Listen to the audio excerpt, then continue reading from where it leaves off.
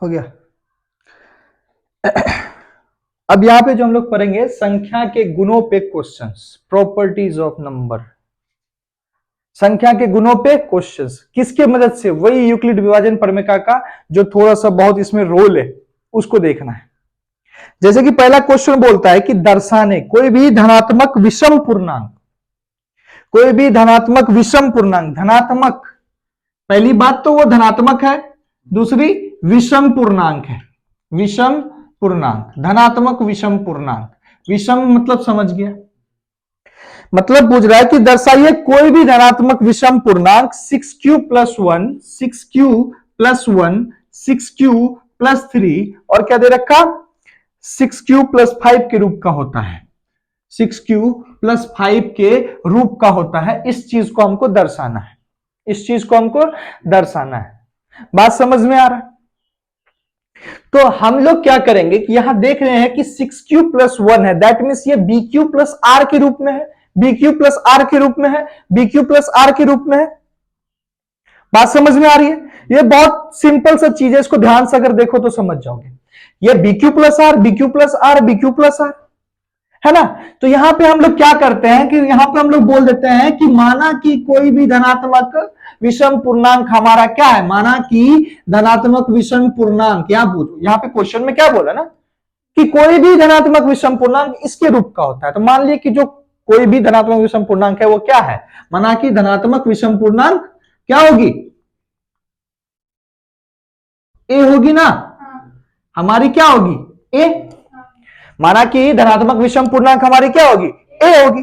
अगर ए हमारी धनात्मक विषम पूर्णांक है तो b = 6, यहां पे b = 6 क्योंकि bq + r के रूप का है ना। समझ में आ रही है बात? b = 6, q जहां पे कोई और ऋणात्मक पूर्णांक है, q क्या है, और ऋणात्मक पूर्णांक है, q मेरा भागफल होता है, ऋणात्मक होगा और ऋणात्मक। बात समझ में आ रही है?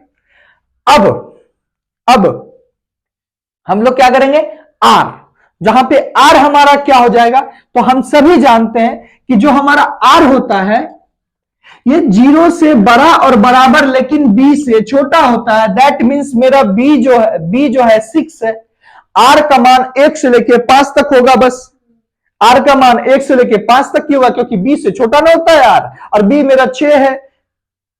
ये तो नहीं बोला कि b के बराबर, तो r तो मेरा 6 तो हो नहीं सकता है, b से छोटा मतलब 5 तक होगा। तो r का संभावित मान क्या हो जाएगा, r का संभावित मान क्या हो जाएगा, r का संभावित मान r = 0, 1, 2, 3, 4, 5, 6। तो जब r बराबर 1, जब r बराबर 0 तो a बराबर क्या हो जाएगा, 6q। जब r बराबर 1, नीचे आ रहा है डिवीजन, r बराबर 1 तो a बराबर क्या हो जाएगा, 6q + 1, है कि नहीं। इसी प्रकार से जब r बराबर हमारा 2 तो क्या आ जाएगा, a = 6q + 2।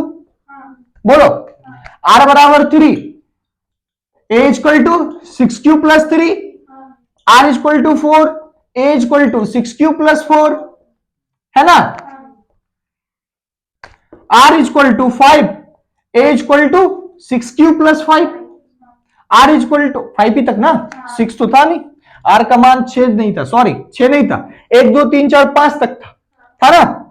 बोलो, तो हमें क्या दर्शाना था कि ऐसी कोई भी धनात्मक विषम पूर्णांक जो कि 6q + 1, 6q + 1, 6q + 3 और 6q + 5 के रूप का होता है।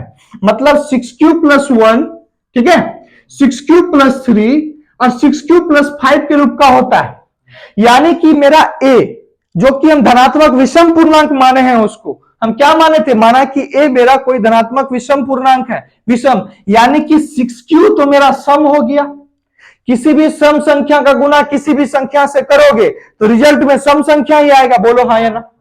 तो 6 का गुना किसी भी संख्या से कर दो, आने वाला संख्या तो क्या होगा, सम संख्या। 6 गुना 1 6, 6 गुना 2 12, 6 गुना 3 18, 6 गुना 4 24, 6 गुना 5 30, 6 के 36, किसी से भी गुना करो, आने वाला आंसर क्या आ रहा है, यानी कि ये तो सम संख्या हो गई। अब यहां पे सम संख्या तो हो गई 6q, लेकिन उसमें 1 जोड़ देने से क्या हो गया विषम। देखो अगर q का मान 1 रखते हैं, 6 एकम 6, 1 जोड़ दिए तो 7 बन गई विषम, 6 दूनी 12, 1 जोड़ दिए 13 बन गए विषम। यानी कि 6q प्लस 1 मेरा विषम पूर्णांक हुआ। धनात्मक, ऋणात्मक है क्या, प्लस है। 6q प्लस 2 यानी कि किसी भी 6q तो मेरा सम संख्या हो गई, ये तो सब जान रहा है। 6 में किसी भी संख्या से गुणा करो या किसी भी सम संख्या में किसी भी संख्या से गुणा करो तो मान सम संख्या आएगी। प्लस 2, अब उसमें 2 जोड़ रहे हैं, आप सम संख्या में सिर्फ सम संख्या को जोड़ेंगे तो रिजल्ट, यानी कि ये भी मेरा सम संख्या हो गई है। 6 को प्लस 3, अब हम इसमें विषम जोड़ रहे हैं तो रिजल्ट विषम, ये मेरा विषम संख्या हो गई। इसी प्रकार से ये भी विषम संख्या हो गई। तो ए तो मेरा धनात्मक विषम पूर्णांक था ना, तो ए मेरा 6q या 6q प्लस 2 या 6q प्लस 4 कैसे हो सकता है, जो कि संभव नहीं है, क्योंकि 6q प्लस 2 6q प्लस 4 धनात्मक सम पूर्णांक है, धनात्मक सम पूर्णांक है, और ए हमारा धनात्मक विषम पूर्णांक है, इसलिए ए का वैल्यू हो जाएगा 6q plus 1 6q plus 3 6q plus 5। यही हो गया दर्शाना।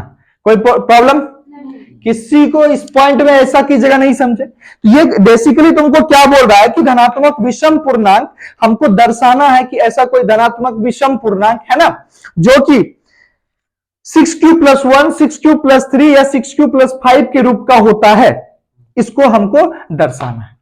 बात समझ में आ गया, कोई प्रॉब्लम नहीं, बंद कर।